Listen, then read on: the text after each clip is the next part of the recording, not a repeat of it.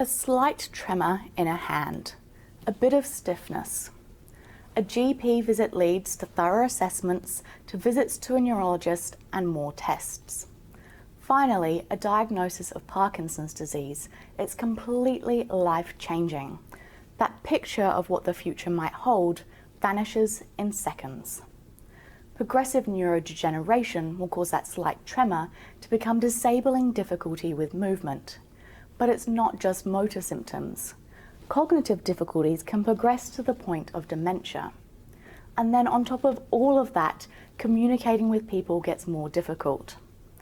Word finding difficulties, a reduction in volume, and slurred speech, just to name a few.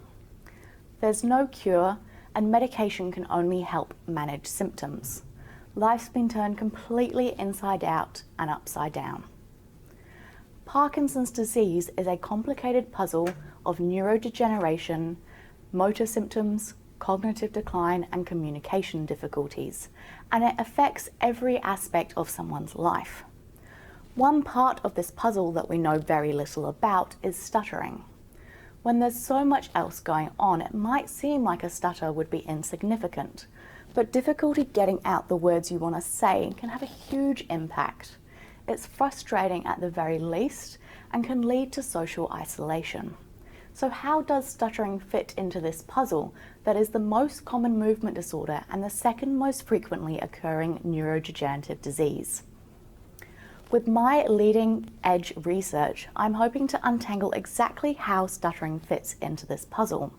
Because before we can help someone with Parkinson's disease who is stuttering, we need to understand the basics. By looking at cross-sectional data from a large group of over 100 people with Parkinson's disease, my research has shown that stuttering affects around 20% of people with the disease. So stuttering does fit into this puzzle somehow.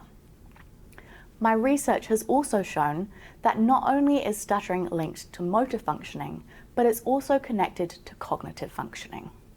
But there's still missing links and interconnections. So, as a next step, I'm investigating how stuttering impacts the lives of people living with Parkinson's disease. Then, using longitudinal data, I will investigate how stuttering changes over time as the disease progresses.